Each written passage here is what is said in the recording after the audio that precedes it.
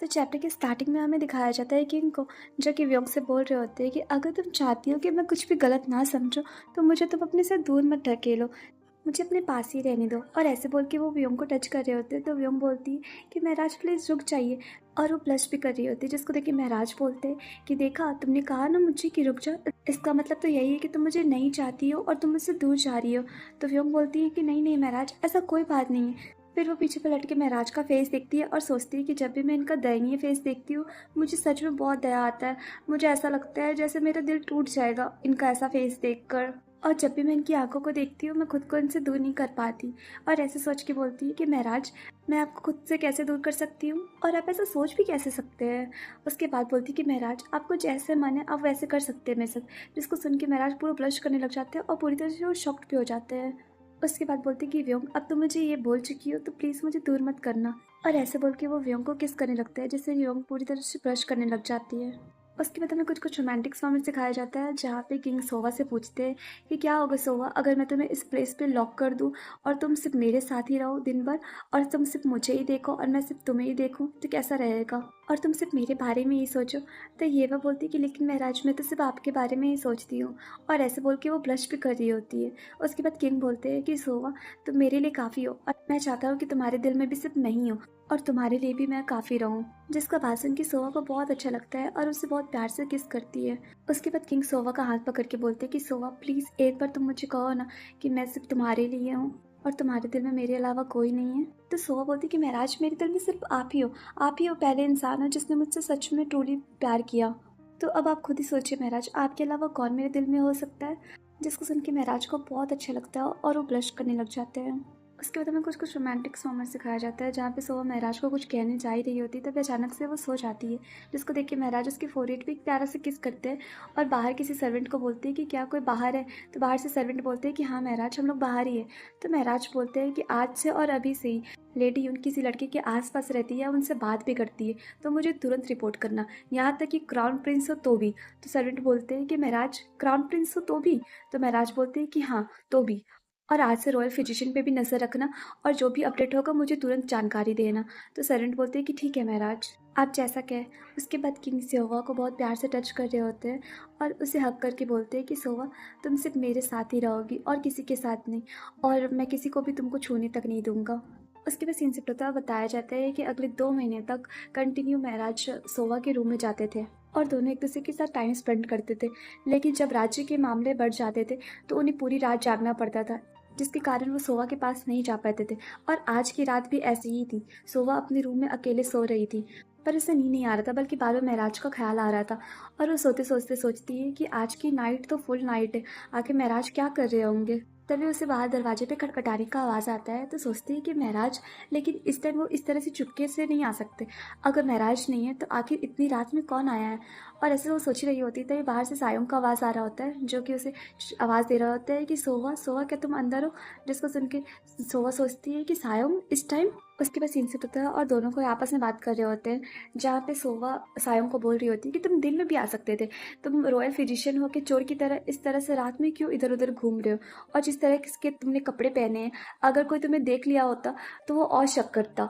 तो सायों को अपना नकाब हटाता है और बोलता है कि दिन में, क्या तुम चाहती हो कि मैं अपने लिए कब्र खोद दूँ जो दिन में तुमसे मिलने के लिए आऊँ। और जहाँ तक मेरे कपड़ों की बात है, आज मेरा लास्ट दिन है इस महल में शाही चिकित्सक के रूप में, उसके बाद मैं इससे आज़ाद हो जाऊँगा।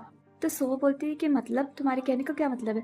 तो सायं बोलता है कि तुम महराज के साथ नाइट स्पेंड करने में इतना व्यस्त हो कि महल में फैल रही अफवाहों को भी तुम नहीं सुन पाई हो, है ना, तुम्हें कुछ अफवाह के बारे में नहीं पता है ना।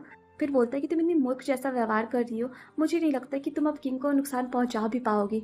और ऐसे बोलकर वो एक पोतली निकाल कर व्योम के सामने रख देता है। तो व्योम बोलती है कि इस पोतली में क्या है। तो सायं बोलता है कि अब सिचुएशन चेंज हो गया है। तो व्योम बोलती है कि मतलब, मैं समझी नहीं। तो सायं बोलता है कि हमने पूर्व महारानी को ढूंढ निकाला है जो कि भाग गई थी। जिसको सुन के व्योम पूरी तरह से शॉक्ड हो जाती है। उसके बाद पूछती है कि तो इसका मतलब। तो सायं बोलता है इसका मतलब ये है कि क्राउन प्रिंस की मॉम जीवित है जो कि उसे आसानी से राजगद्दी में बैठा सकती है। और जब इतना इजीली क्राउन प्रिंस राजगद्दी में बैठ ही सकते हैं तो आने वाले 4 साल में हमें महाराज पे नज़र रखने की कोई ज़रूरत नहीं पड़ेगी। जिसको सुन के व्योंग और शॉक्ड हो जाती है। उसके बाद सायंग बोलता है कि अब तुम्हें राजा को मार देना होगा, और ऐसे बोल के वो पोतली से एक सुई निकाल कर दिखाता है और बोलता है कि इसी सुई से मारना होगा। तो व्योंग बोलती है कि ये सुई। तो सायंग बोलता है कि इस सुई की नोक पे जहर लगा हुआ है, जो अगर तुम हल्का सा वार करोगी तो उसी में राजा मर जाएंगे। तो व्योंग पूछती है कि क्या ये मास्टर का ऑर्डर है। तो सायंग बोलता है कि नहीं, ये मास्टर का ऑर्डर नहीं है, अभी तक उनके साइड से कोई भी ऑर्डर नहीं आया, ये मेरा प्लान है।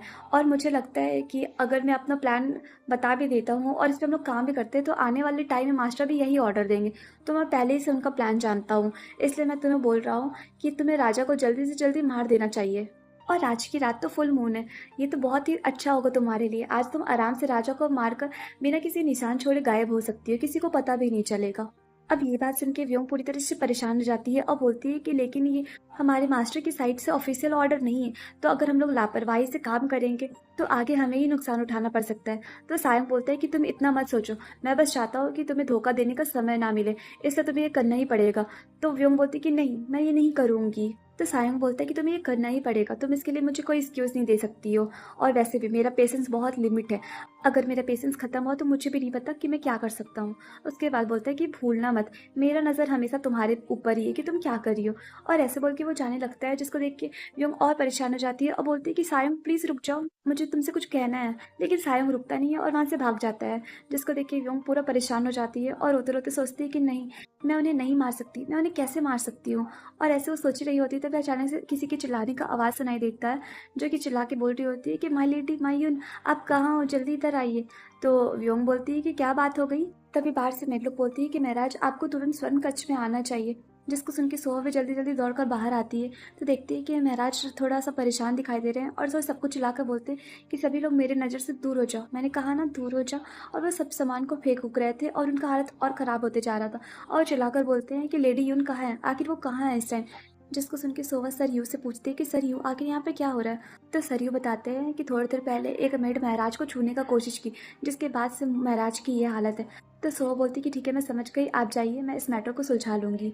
और ऐसे बोल के वो महाराज के रूम के बाहर आती है और बोलती है कि महाराज ये मैं हूँ। तो महाराज अंदर आने के लिए कहते हैं, और सोहा जैसे अंदर आती है देखती है कि महाराज एक बर्तन पकड़े हुए और उससे खुद को नुकसान पहुँचाने की कोशिश कर रहे हैं। जिसके बाद सोहा जल्दी से उस बर्तन को पकड़ लेती है और बोलती है कि महाराज अगर आप इसी तरह से परेशान होते रहेंगे तो आप खुद को हर्ट कर लेंगे, इसलिए प्लीज़ महाराज ये बर्तन मुझे दे दीजिए। तो महाराज वो बर्तन सोहा को दे देते हैं और बोलते हैं कि सोहा आज तुम कहाँ थी। तो सोहा किंग का हाथ पकड़कर उसे हक कर लेती है और बोलती है कि महाराज क्या आप ठीक है। तो महाराज बोलते हैं कि नहीं सोहा, मैं बिल्कुल भी ठीक नहीं हूँ, और मैं तुम्हारे बिना कभी भी ठीक नहीं हो सकता हूँ। तो सोहा बोलती है कि महाराज अब मैं आपके पास ही हूँ, इसलिए आप परेशान मत होइए और जल्दी जल्दी ठीक हो जाइए। तो महाराज बोलते हैं कि हाँ अब मैं ठीक हूँ। उसके बाद पूछते कि सोहा आज तुम पूरे टाइम कहाँ थी, मैं कब से तुम्हारा वेट कर रहा था, तुम आखिर थी कहाँ। तो सोहा बोलती है कि महाराज क्या आपको कुछ काम था, या क्या आपको कुछ बोलना था मेरे से। तो महाराज बोलते कि क्या मेरे पास कोई रीज़न होगा तभी मैं तुम्हें ढूंढूंगा। फिर बोलते कि मैं बस हमेशा तुम्हें देखना चाहता हूँ, तुमसे बात करना चाहता हूँ, लेकिन तुम कभी भी खुद से मेरे पास पहले नहीं आती हो। और जब तुम ऐसा करती हो तो मुझे ऐसा लगता है जैसे तुम भी मुझसे हेट करती हो, और जो चीज़ मैं भूल चुका हूँ मुझे सब कुछ याद आने लगता है। तो सोहा बोलती है कि नहीं महाराज ऐसा मत सोचिए, बल्कि मैं तो ये सोच रही थी कि आप राजकाज में बिजी है, इसलिए मैं आपको परेशान नहीं करना चाहती थी। तो किंग बोलती कि सोहा मैं तुमसे बहुत प्यार करता हूँ, मैं तुम्हारे साथ रहना चाहता हूँ। उसके बाद वो लिप्स पे टच करके बोलती है कि सोहा क्या तुम सोच रही हो, क्या तुम मुझसे कुछ कहना चाहती हो। अगर तुम कुछ कहना चाहती हो तो बोलो, मैं सुनूंगा। और ऐसे बोल के वो हक कर लेते हैं और बोलते हैं कि बोलो। तो सोहा बोलती है कि महाराज अगर मैं आपको कुछ देना चाहूँ तो क्या आप लोगे। तो गाइस ये चैप्टर यहीं पे एंड हुआ, और आप लोग मुझे कमेंट करके सब बताइएगा कि ये स्टोरी आप लोगों को कैसी लग रही है, और अगर अच्छी लग रही है तो प्लीज़ वीडियो को लाइक शेयर एंड सब्सक्राइब कीजिए, और हाइप करना भी ना भूलें। Bye bye.